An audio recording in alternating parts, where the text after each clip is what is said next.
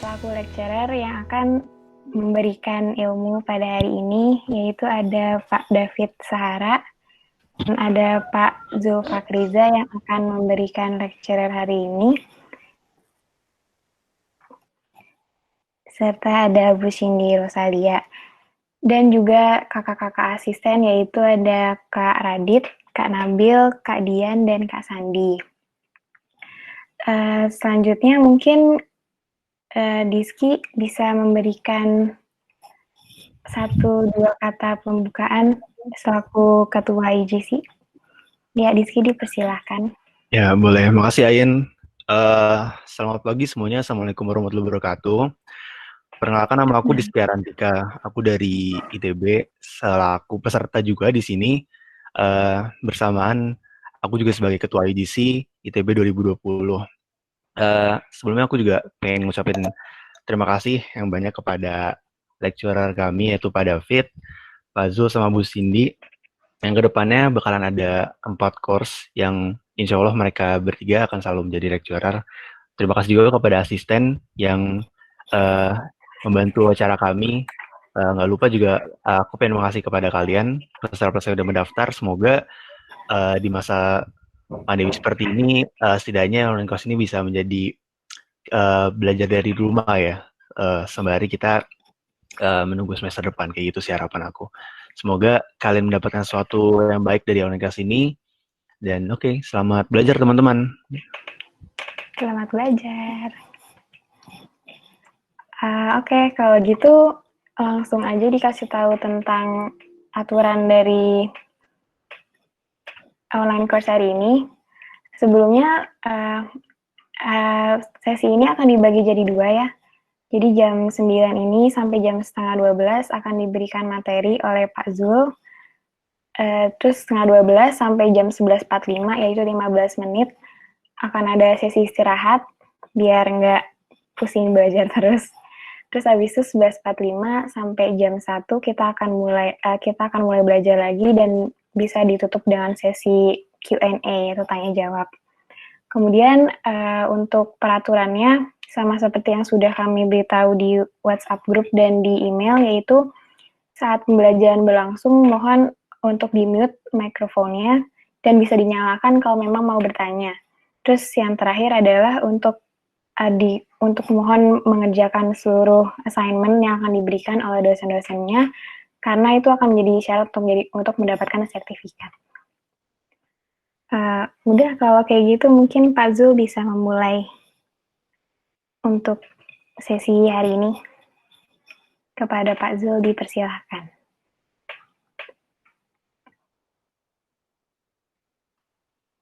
Ain, mungkin ini sambil menunggu Pak Zul, saya ada tunjukkan lagi sharing sesuatu ya. Oh boleh Pak, monggo.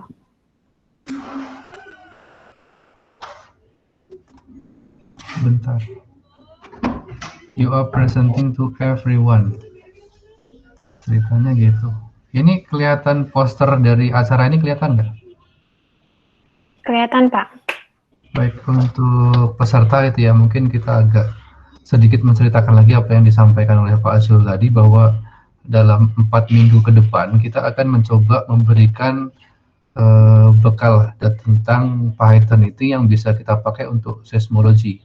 Jadi kita akan dari minggu ke-1 ke 4 itu akan sambung menyambung, dengan harapannya kalian bisa mendapatkan satu cerita utuh tentang Python untuk seismologi, terutama seismologi itu yang kita lakukan dalam grup kita. Karena memang aplikasi Python untuk seismologi ini sangat banyak. Mungkin dari peserta tidak semuanya akan menggunakan apa yang kita sampaikan, tapi harapannya bahwa setelah kita menunjukkan caranya, kalian dapat insight bagaimana menggunakan Python ini. Jadi kalau kalian ketemu problem yang lain, sudah terbayang dari situ. Dari 4 minggu itu, hari ini Pak Azul akan menjelaskan tentang basic Python untuk seismologi. Jadi akan mulai dari dasar dulu, tentang function, looping, segala macam akan dijelaskan di sini. Di basic untuk pemrograman. Karena sebenarnya kan base-nya di situ. Minggu depan itu mungkin Bu Cindy akan memberikan beberapa hal. Kalau di sini akan terkait dengan waveform. Jadi seismologi itu yang kita handle adalah data waveform kan. Nah itu kemudian di minggu kedua kita akan bermain-main tentang bagaimana waveform itu coba kita analisis, bagaimana kita handle datanya, bagaimana kemudian kita coba prosesnya mungkin dari yang sederhana, cross korelasi, picking segala macam hingga yang terakhir adalah cross korelasi. Kira-kira seperti itu. Dan juga mungkin dari 2 minggu ini kita juga bisa diajarkan tentang plotting data seismologi kegempaan, misalkan lokasi event, vokal mekanisme, dan seterusnya. Dari situ kemudian dari 2 minggu itu, minggu ketiga kita akan bergerak ke arah yang lebih sedikit aplikatif yang kita lakukan. Begitu kita udah bermain-main dengan waveform, maka waveform itu sebenarnya bisa kita olah menjadi hal yang lebih informatif untuk kita. Bisa jadi untuk magnitude, waveform ini bisa juga untuk tomografi. Jadi dalam minggu ketiga saya akan mencoba membawakan kira-kira kalau sudah kita olah ke dalam magnitude, apa yang bisa kita lakukan. Kalau sudah kita olah ke dalam vokal mekanisme, apa yang bisa kita lakukan, dan kalau tomografi, apa yang bisa kita lakukan. Baik, jadi runutannya mudah-mudahan bisa dipahami dari awal basic, kemudian kita mencoba untuk membuka dan mengolah basic dari waveform. Yang ketiga adalah produk dari si waveform gempa tersebut. Jadi 1, 2, 3 adalah standar processing yang biasa kita lakukan dalam seismologi. Minggu keempat kita tutup dengan kira-kira ke depan itu yang bakal ngetrend dalam bidang seismologi dengan menggunakan Python itu apa. Nah, kita berbicara 4.0, big data, data analisis, sebenarnya dari sisi seismologi 4.0 itu ke depan apa yang akan kita lakukan. Jadi minggu keempat bukan minggu 1, 2, 3 akan banyak hands on, kalian ada tugas yang harus kalian selesaikan. Minggu keempat lebih kepada insight. Jadi kalau kita udah belajar itu, kira-kira ke depan itu dunia itu mau bergeraknya ke arah mana. Jadi mudah-mudahan dengan bekal 1, 2, 3 kita bisa bisa mengikuti perkembangan state of the art dari sisi seismologi dengan menggunakan Python ini. Mungkin itu yang bisa saya sampaikan. Saya hanya mengisi aja, Pak Sul, punten tadi ini saya hanya mengisi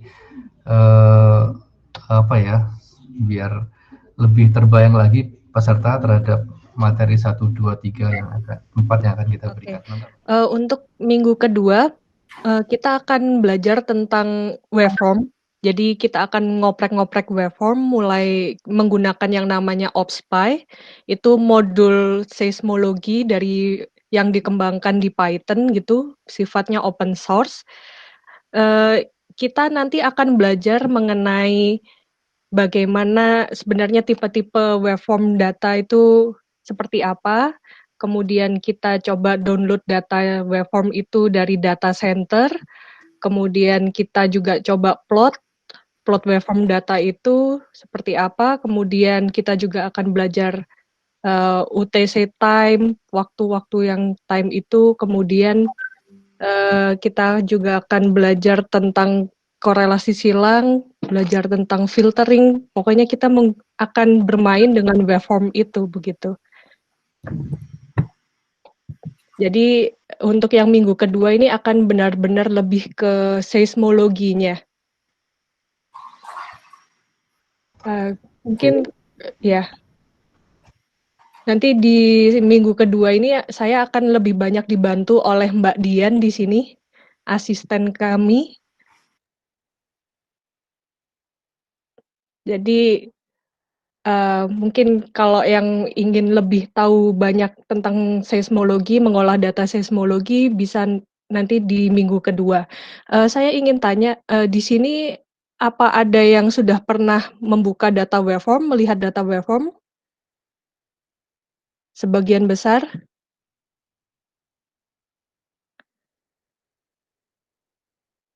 Ini.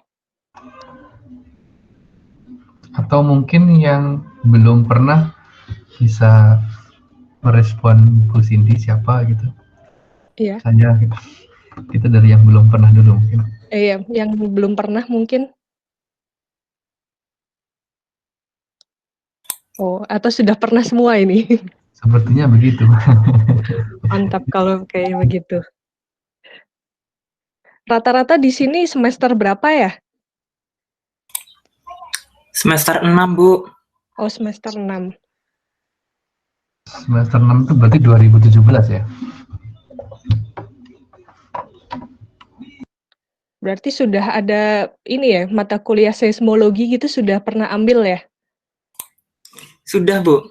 Oke. Ini tadi dari mana asalnya? Siapa dari mana asalnya? Izin Bu, saya Akmal dari Kalimantan Selatan. Oh, Kalimantan Selatan. Oke, oke.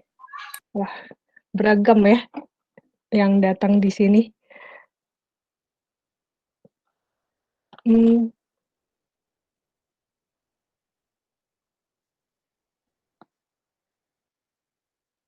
oke.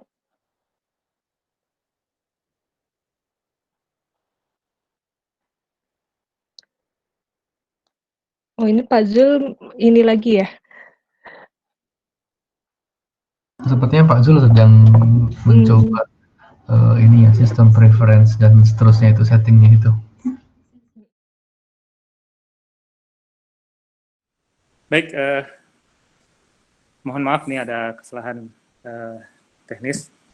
Saya harus menyesuaikan beberapa bagian dalam menggunakan Google Meet karena pengalaman pertama menggunakan Google Meet. Ini mudah-mudahan terlihat dengan baik gambar ini. Sekali lagi saya mengulang, Assalamualaikum warahmatullahi wabarakatuh, selamat pagi, salam sejahtera buat kita semua. Rekan-rekan, mahasiswa teknik geofisika atau mahasiswa geofisika seluruh Indonesia, kita hari ini seperti yang tadi disampaikan oleh Ain sebagai MC, kemudian dilanjutkan oleh Pak David, dan juga tadi oleh Mbak Cindy, bahwa hari ini kita akan mencoba untuk memulai kursus kita tentang Python untuk seismologi. Saya sendiri Zulfakriza, saya dari Teknik Geofisika ITB, dan kalau di Teknik Geofisika itu atau kalau di ITB itu kita ada kelompok keilmuan dan saya tergabung di dalam kelompok keilmuan geofisika global.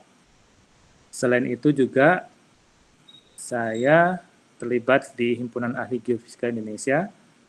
Saat ini mendapat amanah di kepengurusan sekarang sebagai VP Jurnal dan Publikasi. Salah satu bagian yang kita kelola adalah tentang jurnal geofisika. Bersama juga Pak David sebagai chief editor, sebagai ketua editornya untuk jurnal geofisika. Ini jurnal Himpunan Ahli Geofisika Indonesia ini sudah terakreditasi Sinta 3. Jadi bagi teman-teman yang sedang melakukan tugas akhir dan ingin mempublikasikan tugas akhirnya dalam bentuk sebuah jurnal, saya pikir akan bagus jika dikirim ke jurnal geofisika, dan jurnal geofisika sudah memiliki akreditasi dan nanti akan berdampak baik buat karir Anda ke depan. Berikutnya, ini seismologi dan komputasi. Jadi sebelum kita melangkah terlalu jauh, ini suara saya terdengar ya? Saya ingin cek aja nih. Terdengar. Oke, jangan sampai nanti seperti orang ngobrol sendiri nanti. Nah, kita akan masuk ke bagian pertama tentang seismologi dan komputasi. Jadi kalau Anda sebagai seorang geofisika saat ini, atau Anda tertarik untuk kedepannya menjadi seorang seismologi, karena seismologi itu bagian dari keilmuan geofisika, jadi sebuah konsentrasi. Karena kalau kita lihat geofisika itu ada untuk non-seismik, ada seismik, nanti Anda akan lebih konsen ke eksplorasi juga bisa, geofisika eksplorasi begitu ya. Dan di seismologi juga bisa digunakan untuk eksplorasi, terutama untuk eksplorasi mineral dan migas. Tetapi di sini saya melihat karena tadi judulnya juga Python untuk seismologi, jadi kita akan mencoba melihat bagaimana hubungan antara seismologi dan komputasi. Ini seorang, anggaplah ini seorang ahli seismologi gitu ya. Dia di belakangnya ada, di samping kirinya atau di samping kanannya itu ada loop ya, jadi ditamsilkan dengan konsentrasi untuk mencari sesuatu yang sifatnya belum terlihat dengan baik. Kemudian ada data di situ dan yang dilihat adalah tentang kondisi bumi. Nah, tentunya seorang seismologi dia akan berinteraksi atau berhubungan dengan namanya akuisisi data gitu ya. Dia harus mengambil data di lapangan. Karena kalau tidak ada data, maka seorang seismologi itu tidak bisa melakukan banyak hal. Dia hanya bergumam saja ya tanpa sebuah data yang mendukung. Sehingga kalau seorang seismologi itu kalau dia punya data yang banyak, maka dia akan banyak hal yang bisa dilakukan dengan data tersebut untuk bisa menghasilkan sesuatu informasi tentang struktur di bawah permukaan. Karena seorang geofisik itu kita berusaha untuk mencari sesuatu yang belum ditemukan oleh teman-teman kita di geologi. Jadi teman-teman kita di geologi hanya melihat di permukaan, dan kita coba melengkapi dengan melihat sesuatu yang di bawah permukaan. Tentunya untuk melihat sesuatu yang di bawah permukaan yang tidak terlihat dengan kasat mata, kita harus memiliki atau kita harus punya data yang baik, sehingga dengan data itu kita bisa mendapatkan informasi di bawahnya tentang seperti apa. Tentunya di saat kita sudah memiliki data itu tidak akan ada bunyinya kalau seandainya kita tidak melakukan sebuah processing. Jadi kita olah sebuah data yang kita miliki dengan metode-metode tertentu, sehingga dari data itu bisa berbunyi untuk mendapatkan informasi di bawah permukaan. Jadi kita punya data, selanjutnya kita melakukan proses dari data yang kita miliki, dan untuk membuat hasil dari proses data itu, maka kita coba visualisasikan. Visualisasi inilah yang memudahkan kita untuk memberi makna dari sebuah objek yang sedang kita teliti. Jadi ada objek yang sedang kita teliti, kita punya data, kemudian kita proses dan kita visualisasi dari data yang kita dapatkan, dari proses data yang sudah kita dapatkan atau dari hasil processing yang sudah kita lakukan, kita visualisasi dengan baik sehingga ujungnya adalah bisa kita interpretasi dengan mudah, dengan clear, dan juga bisa kita jelaskan ke kolega kita, dalam hal ini teman-teman di geologi, dengan visualisasi yang menarik.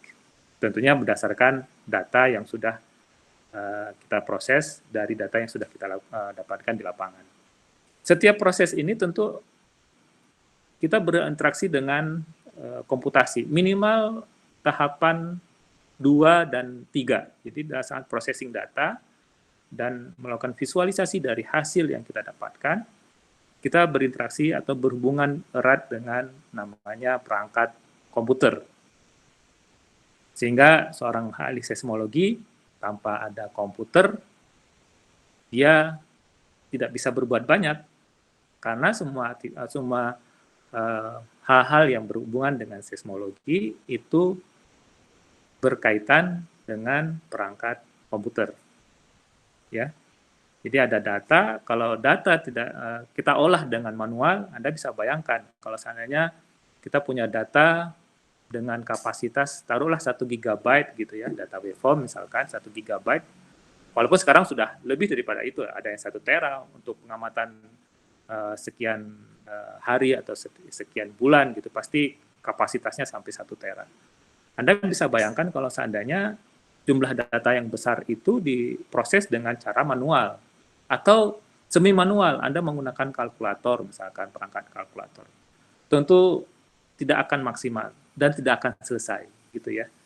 Tetapi kalau seandainya kita punya sebuah perangkat komputer, atau sekarang bahkan dalam kondisi sekarang sudah maju sekali, itu bahkan menggunakan superkomputer, bahkan juga menggunakan cluster. Jadi sebuah network komputer yang terhubung dalam sebuah cluster tertentu yang tentu memiliki jumlah core yang besar atau yang banyak. Bahkan ada sampai di atas 1000 core gitu ya. Jadi menggabungkan beberapa unit komputer dalam sebuah komputasi yang terintegrasi. Begitu juga untuk visualisasi. Tentunya di saat Anda sudah melakukan proses data, kemudian Anda sudah mendapatkan hasil, tentunya akan sangat rumit sekali kalau seandainya visualisasi Anda coba gambar secara manual gitu ya, Anda coba plot konturnya secara manual. Mungkin zaman dulu masih melakukan seperti itu, zaman belum ada era komputer ya, masih menggunakan processing data dengan manual, kemudian visualisasi dengan manual, karena jumlah data itu masih relatif sedikit dibandingkan dengan kondisi sekarang. Sehingga kalau sekarang kita lakukan dengan manual, maka akan sangat rumit sekali, akan sangat lama sekali. Nah, sehingga seorang yang punya background di fisik atau seismologi, kita sangat disarankan untuk memiliki computational thinking lah, seperti itu. Jadi berpikir secara komputasi. Jadi untuk bisa menyelesaikan permasalahan kita yang dengan data yang jumlah yang sangat besar, maka kita harus berpikir secara komputasi. Apa itu berpikir secara komputasi? Setidaknya itu ada 4 hal. Yang pertama, secara abstraksi. Jadi seseorang yang memiliki secara komputasi itu dia harus memiliki kemampuan abstraksi. Abstraksi itu mencoba untuk melihat dari setiap masalah yang dia miliki, kemudian dia memilah-milah secara prioritas gitu ya. Mana masalah yang harus dilakukan pertama, kemudian mana yang masalah-masalah atau solusi-solusi yang bukan sesuatu yang harus menjadi perhatian utama. Jadi contoh sederhana, kalau seandainya Anda dihadapkan dengan masalah hujan, misalkan Anda sedang berada di rumah, kemudian Anda atau di kosan, Anda harus ke kampus, Anda dihadapkan dengan hujan. Maka Anda akan berpikir salah satu cara untuk melindungi Anda dari air hujan, dari basah gitu ya, Anda harus punya payung gitu ya, Anda butuh payung. Sehingga di situ Anda tidak peduli apakah payung itu warna merah, warna putih, warna biru, warna pink. Yang penting payung gitu. Yang penting payung, Anda bisa menggunakannya untuk melindungi Anda dari air hujan sehingga tidak basah sampai ke tempat angkot, atau Anda di dalam gang gitu ya, harus keluar ke depan, Anda menggunakan payung sampai ke tempat angkot hingga Anda bisa pergi ke kampus tanpa kebasahan. Itu salah satu kita berpikir abstraksi ya. Jadi mencoba untuk membuat prioritas dalam setiap penyelesaian masalah. Yang kedua adalah dekomposisi. Dekomposisi ini adalah mencoba untuk menguraikan ya, memecah-mecah dari masalah yang kita hadapi sehingga masalah itu bisa terselesaikan secara terpadu, secara komprehensif, secara baik gitu. Jadi ada masalah yang besar, kemudian kita pecah-pecah mana masalah yang bisa kita urai, kemudian mana yang harus selesaikan pertama gitu ya. Kemudian nanti dari masalah yang Anda selesai pertama, berikutnya sampai akhirnya semua permasalahan itu selesai dengan utuh, dengan baik. Jadi mencoba mengurai ya, dekomposisi. Berikutnya adalah pemahaman pola. Jadi memahami pola. Karena setiap masalah yang ada itu memiliki pola yang unik dan biasanya itu berulang. Dalam permasalahan komputasi atau dalam seismologi itu ada beberapa masalah yang berulang. Dan permasalahan-permasalahan berulang ini kalau kita temu polanya, maka di saat kita menghadapi permasalahan lain di kasus yang lain atau di tempat yang lain, karena kita sudah memahami polanya, maka bisa langsung kita menemukan solusinya karena kita sudah punya pengalaman sebelumnya gitu ya. Jadi melihat sebuah pola atau tren yang ada dari permasalahan yang kita hadapi, kemudian kita pahami dengan baik. Harapannya di saat kita menemukan permasalahan di tempat yang lain, kita sudah mengetahui bahwa kalau pola seperti ini solusinya begitu. Jadi pola itu kita pahami dengan baik. Kemudian yang terakhir, yang keempat adalah algoritma. Jadi seorang yang berpikir komputasi adalah bagaimana dia berpikir secara algoritma, yaitu menyelesaikan permasalahan secara step by step, gitu, mulai dari start, proses, dan ending. Gitu. Jadi ada start, ada kita memulai dari proses penyelesaian masalah, kemudian ada bagian proses di situ, apakah nanti di situ ada looping atau ada apalagi ya, ada penyelesaian numerik dan kawan-kawannya, kemudian terakhir ada akhir dari sebuah penyelesaian masalah atau ending dari penyelesaian masalah.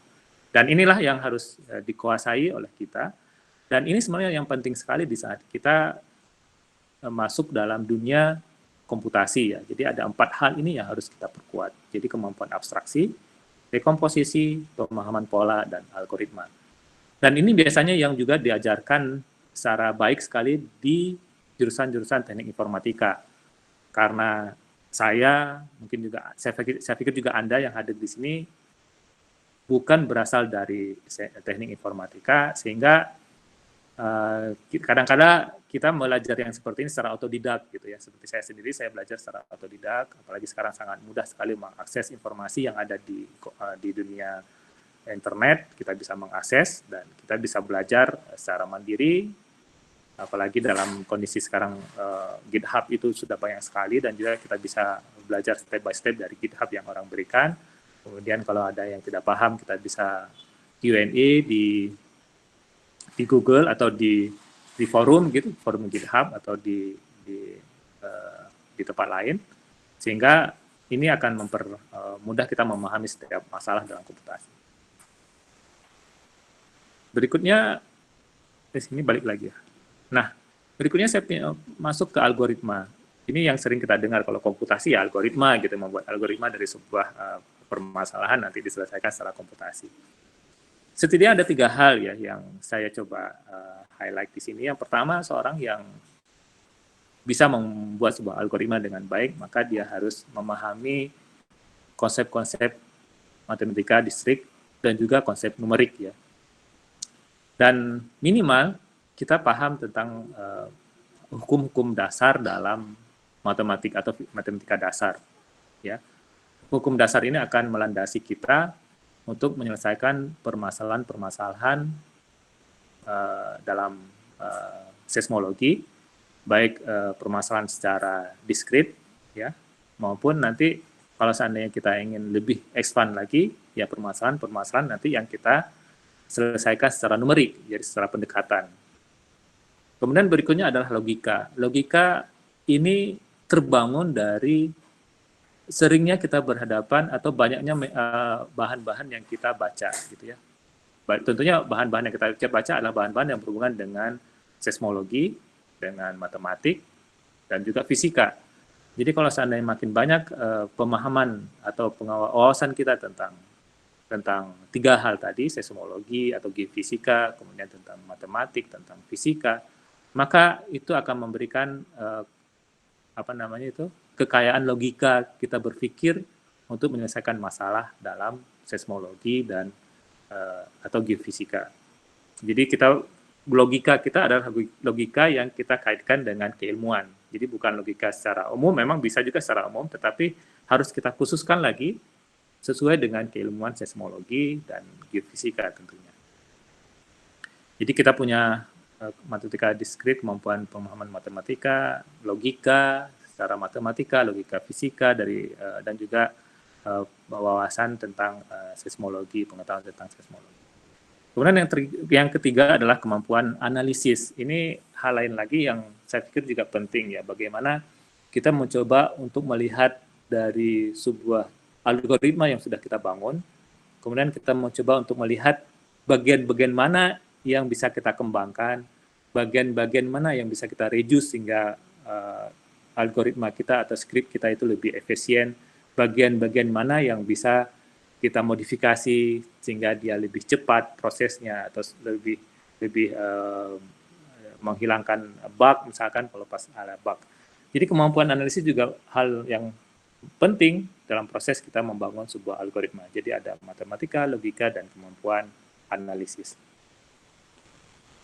Nah, kita masuk ke seorang seismologi yang tadi di awal kita sampaikan bahwa dia sangat tergantung dengan perangkat komputer, dan di depan dia ada komputer, maka untuk menghubungkan apa yang kita pahami, apa yang kita pikirkan, kemudian apa yang kita pahami, apa yang kita pikirkan, kemudian masalah apa yang kita hadapi, kemudian kita berusaha untuk menyelesaikan masalah itu, dan dari algoritma yang kita bangun, kita bisa menyelesaikan masalah itu dengan step-step yang sudah kita susun gitu ya. Kemudian kita perlu perangkat untuk menyelesaikan atau untuk membantu kita menyelesaikan masalah itu. Perangkat di depan kita adalah komputer atau perangkat komputer, baik superkomputer maupun klaster dari komputer yang sudah terintegrasi dengan beberapa unit komputer. Untuk menjembatani apa yang ada dalam pikiran kita untuk menyelesaikan masalah yang kita hadapi dalam bidang seismologi atau bidang geofisika, maka kita butuh bahasa untuk kita sampaikan ke perangkat, sehingga si perangkat ini bisa menyelesaikan permasalahan itu dengan yang kita pikirkan.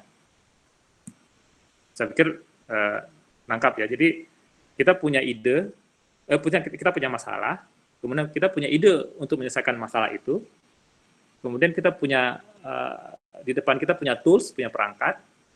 Nah, untuk menghubungkan antara ide kita dengan perangkat adalah kita butuh interface, butuh bridging yang menjembatani. Yang menjembatani itu adalah bahasa. Contoh sederhana, kalau seandainya Anda punya sesuatu yang ingin Anda omongkan dengan orang asing, taruhlah itu orang Korea misalkan, atau orang Inggris misalkan, untuk bisa menyampaikan apa yang ingin Anda sampaikan dalam pikiran Anda dan orang yang ada di depan Anda, asing atau orang Inggris, maka Anda harus punya bahasa, minimal bahasa yang dipahami oleh orang tersebut, gitu ya bahasa Inggris. Atau kalau seandainya Anda tidak punya bahasa Inggris, tidak menguasai bahasa Inggris, ya setidaknya bahasa Tarzan gitu ya, walaupun itu tidak akan mudah dipahami oleh orang tersebut. Akan sangat baik sekali di saat Anda punya penguasaan bahasa Inggris dengan baik, kemudian Anda punya sesuatu yang ingin Anda sampaikan, maka tentu orang tersebut, orang asing itu pasti akan memahami dengan baik dengan bahasa yang Anda sampaikan. Sehingga dalam dunia komputer ini juga kita seperti itu, ada masalah, ada ide untuk menyelesaikan masalah itu dalam pikiran kita, kemudian kita menyampaikan dengan bahasa komputasi tentunya kepada perangkat, sehingga perangkat itu akan menyelesaikan masalah itu dengan baik sesuai dengan apa yang kita inginkan. Nah, kalau seandainya kita melihat bahasa itu, maka banyak sekali bahasa. Ada basic, yang ini sangat awal-awal sekali muncul bahasa basic ya, yang relatif lebih powerful dan juga rumit tentunya. Kemudian Fortran, berkembang berikutnya lagi, ada C++, kemudian Pascal. Ini waktu saya dulu S1 itu masih menggunakan Pascal, dan sebagian menggunakan Fortran. Kemudian ada yang MATLAB, ini powerful sekali, sampai sekarang itu masih terus berkembang, MATLAB, baik untuk sains maupun untuk rekayasa, dan apa namanya istilahnya, modul ya, atau library-nya sangat lengkap sekali yang dikembangkan oleh MATLAB. Kemudian berkembang Python. Python saya perkirakan, saya trace ke belakang, itu boomingnya sekitar tahun 2006. Jadi sekitar tahun 2006 itu sudah ramai-ramai orang memperkenalkan Python untuk scientific ya, yang tadinya Python untuk membuat web development, untuk menyusun web, membuat bahasa-bahasa pemrograman di PHP, web, dan kawan-kawannya, kemudian berkembang untuk scientific. Dan ini terus berkembang sampai saat ini. Secara garis umum, Python dan MATLAB itu hampir-hampir mirip secara garis umum ya, beberapa sintaks dia sifatnya lebih sederhana. Tetapi yang membedakan, MATLAB itu berlisensi, istilahnya berbayar, sedangkan Python itu open source, jadi gratis, bisa kita gunakan dengan tanpa ada kekhawatiran masalah copyright dan license. Dan apalagi kita mahasiswa, Anda mahasiswa dan saya dosen, dan kita tinggal di negara berkembang, yang katanya negara berkembang, dan untuk mendapatkan license MATLAB itu tentu tidak mudah ya, karena harganya yang tidak murah, sehingga kita sangat recommended untuk menggunakan Python untuk kebutuhan kita di geophysics atau di earth science atau di seismologi. Karena nanti akan kita lihat kenapa kita harus Python. Dan sekarang kita akan berkenalan lebih dalam tentang Python. Harapannya ke depan Anda sudah kebayang, Python itu sebuah perangkat bahasa pemrograman yang powerful dan gratis. Nah, tentang Python. Kita masuk ke bagian kedua tentang Python. Saya pikir ini Anda bisa search di Wikipedia. Anda akan menemukan sebuah penjelasan tentang Python. Python adalah bahasa pemrograman interpretatif, multiguna, dengan filosofi perancangan yang berfokus pada tingkat kemudahan pembacaan kode. Python diklaim sebagai bahasa yang menggabungkan kapabilitas, kemampuan dengan kode sintaksis. Sintaks itu maksudnya perintah-perintah yang kita gunakan dalam komputasi yang sangat jelas, serta dilengkapi dengan fungsionalitas pustaka maksudnya library yang ada di dalam bahasa Python dengan standar yang baik dan juga luas serta komprehensif. Nah, ini lebih kurang yang saya coba ambil dari Wikipedia. Anda juga bisa dapat di tempat-tempat yang lain bagaimana orang mendefinisikan bahasa Python. Tapi lebih kurang secara umum seperti yang terlihat di screen ini. Nah, kalau seandainya kita berbicara dengan Python, maka kita akan bukan teringat ya, kita akan mengacu pada gambar ini. Maksudnya orang inilah yang berada di belakang Python ini. Namanya Guido van Rossum. Jadi dia yang membuat Python. Orangnya ya seperti itu. Asli orang Belanda, sekarang tinggalnya di California. Background-nya tentang Maths and Computer Science dari University of Amsterdam. Jadi memang penguasaan tentang matematik, ya, yang tadi di awal kita sampaikan bahwa bagaimana seorang yang memiliki pemikiran berpikir secara komputasi, maka dia punya background matematik dan ini jurusannya jurusan matematik dan ilmu komputer. Jadi pasti akan sangat berhubungan antara matematika dan ilmu komputer. Karena di situ pasti ada logika matematika yang kita terapkan dan juga prinsip-prinsip dasar matematika yang digunakan untuk menyusun atau mengembangkan komputasi. Berikutnya, nah ini saya masuk ke evolusi Python.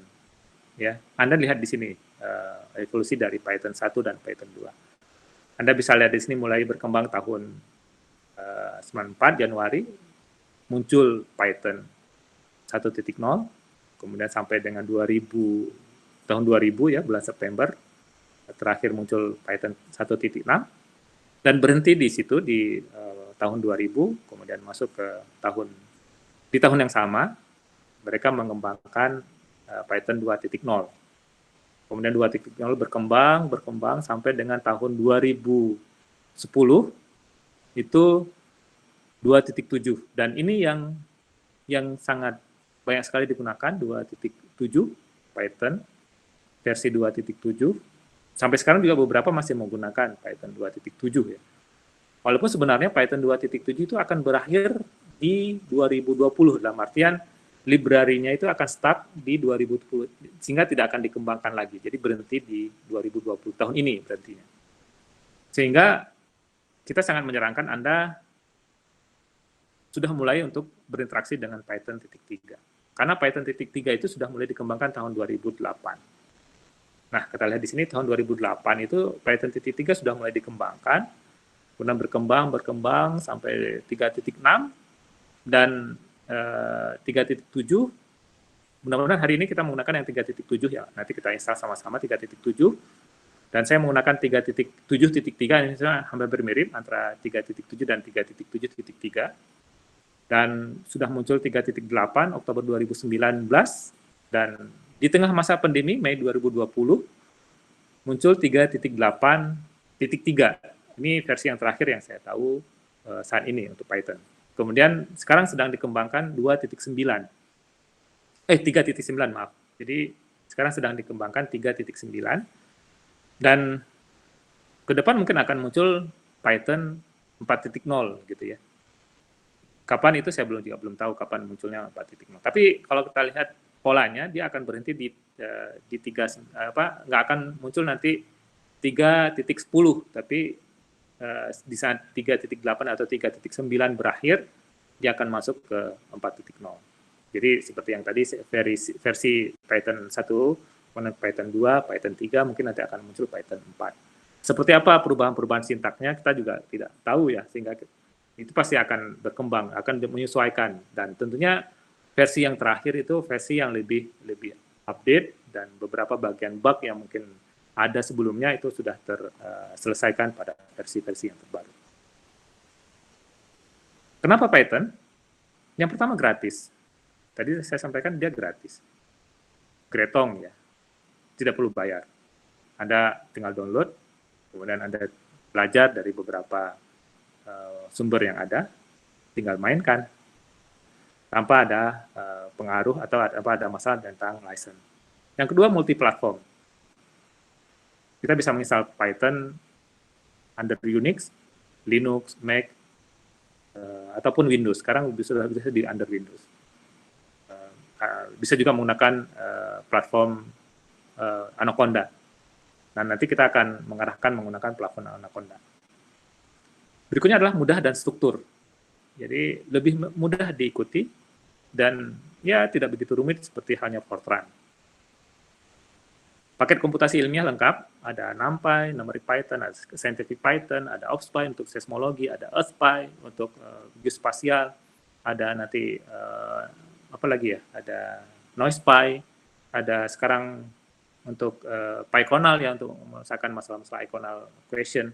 Ada banyak hal, ada PyGMT untuk menggabungkan antara Python dan GMT sehingga menampilkan peta dengan baik ya. Kemudian GitHub-nya update dan tersebar luas. Nah, Hello World kalau kita lihat di sini di bagian 3 saya akan masuk dengan Hello World. Saya mencoba membandingkan antara beberapa penulisan Hello World untuk beberapa bahasa pemrograman. Di sini Anda melihat bahasa C++. Untuk menuliskan Hello World, minimal dia membutuhkan berapa baris ya? 1, 2, 3, 4 baris.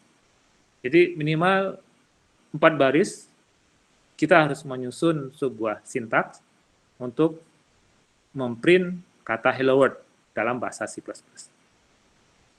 Kemudian kalau bahasa Fortran, kita harus buat sintaks seperti ini, lebih kurang program hello, implicit none, write bintang, koma bintang, kemudian ada tanda petik atau tanda kutip, hello world, and program hello. Ya. Jadi ada step-step yang minimal ada 4 line, 4 baris yang harus kita selesaikan, kita untuk menulis sebuah hello world dalam bahasa Fortran. Kalau bahasa Java, ini maksudnya bukan bahasa Jawa ya, maksudnya Java program, karena saya nggak ngerti ya, dari mana dia ngambil bahasa Java nih, si pembuatnya. Apakah dari Jawa? Mungkin juga, tapi saya belum tahu itu.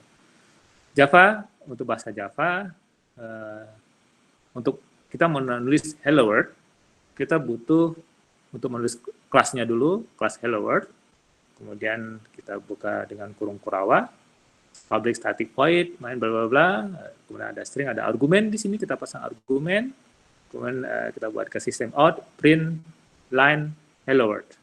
Baru nanti muncul hello world. Jadi minimal butuh 1, 2, 3 baris ya. Ini hanya untuk memudahkan kita membacanya saja, sehingga kurung kurawa itu dipasang di bawah. Untuk membuat hello world di bahasa Java, minimal kita butuh mengingat dengan beberapa sintaks yang ada di bahasa Java. Nah, kalau Pascal, ya minimal juga kita butuh 4 baris ya. Ada begin, write line, hello world, kemudian end. Kemudian baru kita bisa eksekusi si mesin untuk ngeprint hello world. Di MATLAB, relatif lebih sederhana, hanya 1 baris. Display, hello world. Display maksudnya munculkan gitu ya hello world. Kemudian outputnya di saat kita eksekusi outputnya atau kita run akan muncul output hello world. Jadi hanya 1 baris, simple dan tidak ribet. Bagaimana dengan Python? Python ya hampir bersama. Print hello world, outputnya hello world. Hanya 1 baris saja. Print tanda kurung, kemudian kita buat ya, karena ini string ya kita buat tanda kutip hello world. Maka di saat kita eksekusi, dia langsung muncul hello world. Mudah sekali. Nah, begitu saya coba membandingkan bagaimana simpelnya bahasa Python, hampir mirip dengan bahasa MATLAB, yang tadi di awal saya sudah menjelaskan bahwa perbedaan antara Python dan MATLAB hanya di bagian license. Lebih kesana-sana lebih kurang hampir mirip. Nah, berikutnya kita akan masuk ke instalasi Python. Nah, kalau masuk ke instalasi Python, nanti saya akan dibantu oleh Mbak Dian, tapi sebelumnya saya coba masuk ke beberapa hal tentang instalasi Python, apa yang dibutuhkan untuk kita memainkan ya, untuk kita bermain-main dengan Python. Apa yang tentunya kita butuhkan yang pertama adalah Python, ya, perangkat Python-nya. Jadi Python 3 ya, Python 3. Tadi saya sampaikan bahwa Python 2 itu akan berakhir di tahun 2020, sehingga akan lebih bagus kita langsung migrasi ke Python 3. Karena saya dulu lama di Python 2.7. Saya berinteraksi dengan Python tahun 2011, dan waktu itu saya belum mau pindah waktu itu 2011 pasti Python 3 sudah dikembangkan, tapi karena beberapa sintak yang saya gunakan dalam kebutuhan saya itu masih di under Python 2.7, sehingga saya tidak memigrasi dengan Python 3. Tapi sekarang mau tidak mau saya harus migrasi ke Python 3 karena ya harus mengikuti ya perkembangan zaman. Saya tidak mungkin bertahan di Python 2.7 sampai 2020 atau sampai lebih daripada 2020 karena dia sudah tidak dikembangkan lagi. Jadi saya harus ikut perkembangan Python 3. Nah, kita akan mulai dengan Python 3. Sekarang di mesin yang saya gunakan, di komputer yang saya gunakan juga saya sudah pindah ke Python 3, 3.7.3. Selain Python, ini ada pilihan ya. Ini akan memudahkan kita untuk menjalankan pemrograman dalam Python. Kita menggunakan IDE, Python IDE, Integrated Development Environment. Dan ini akan memudahkan kita untuk membuat script atau menjalankan beberapa perintah dalam Python. Ada beberapa pilihan, beberapa pilihan lebih daripada 3 tentunya pilihan-pilihan untuk IDE dalam Python ini. Tapi setidaknya ada 3 pilihan yang saya pikir sedikit familiar ya. Yang pertama PyCharm. PyCharm ini powerful, bagus, menarik dan patut dicoba kalau Anda ingin mencoba-coba dengan PyCharm. Kemudian ada Visual Studio Code. Ini juga tidak kalah menariknya. Anda juga bisa mencoba kalau Anda ingin bermain-main dengan Visual Studio Code. Hampir mirip dengan PyCharm, tapi ada beberapa bagian yang berbeda tentunya. Tapi saya belum mengeksplor terlalu jauh antara PyCharm, perbedaan PyCharm dan Visual Studio Code. Kemudian ada Spider. Spider ini lumayan, tidak kalah menariknya juga dengan PyCharm dan Visual Studio Code. Dan lebih ringan tentunya, saya menggunakan Spider karena lebih ringan dan lebih mudah untuk kita pelajari. Dan yang menariknya lagi, dari Spider ini dia bisa menjalankan Python Notebook ya. Dan saya sekarang menggunakan Spider untuk memudahkan kita. Saya juga nanti mengarahkan Anda semua menggunakan Spider. Bukan berarti tidak boleh menggunakan Visual Studio Code dan PyCharm. Tetapi untuk seragam aja, karena saya menggunakan Spider, saya mengarahkan ke Spider. Kita nanti akan instalasi Spider. Tapi bagi Anda yang ingin belajar lebih jauh tentang Visual Studio Code, melihat seperti apa performansnya Visual Studio Code atau PyCharm, ya silahkan gitu ya. Silahkan. Tapi untuk 4 pertemuan 1, 2, 3, dan 4 itu kita akan lebih banyak menggunakan Spider. Baik, untuk instalasi, saya sangat menyarankan Anda menggunakan paket Anaconda. Jadi nanti under Windows atau under Linux, kalau Anda menggunakan Linux atau under Mac, kalau Anda menggunakan Mac, Anda bisa menginstalkan Anaconda dulu. Setelah Anda menginstal Anaconda, baru menginstal paket-paket lain dalam Python. Kenapa Anaconda? Anaconda adalah satu paket yang terintegrasi ya, dan saya pikir sangat bagus. Karena pengalaman saya dan beberapa rekan lain menggunakan Anaconda, dia mudah dan interaktif ya, dan juga library-nya komplit ya. Kita bisa menginstal Python under Anaconda, OSPy di bawah dalam Anaconda, kemudian NumPy, SciPy, apalagi ya Spider, Jupyter juga bisa di bawah Anaconda. Jadi satu rumah yang bisa kita isi dengan beberapa paket dalam Python. Tentunya kalau seandainya kita install itu di sistem tanpa Anaconda, itu boleh-boleh saja. Tetapi dia tidak berada dalam satu rumah tersendiri gitu ya.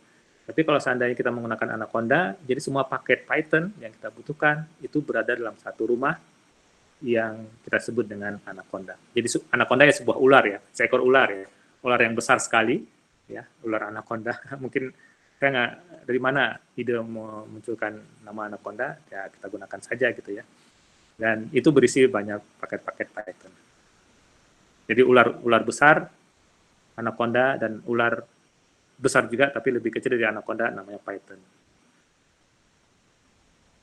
Ini kalau kita ingin mendapatkan Anaconda di bawah Windows, Linux, dan Mac. Ini installernya. Anda bisa download mana yang Anda butuhkan. Ini ada 2.7, Python 2.7, ada Python 3.7. Saya merekomendasikan menggunakan Python 3.7. Untuk paket seismologi, dalam bidang seismologi kita butuh nanti paket NumPy, Matplotlib, SciPy, OpsPy, dan beberapa Py yang lain yang berhubungan dengan seismologi. Nanti kita bisa install under Anaconda.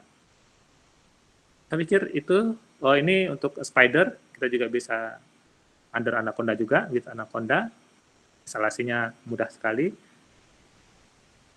Nah, saya pikir itu sementara sampai kita masuk ke bagian memulai Python.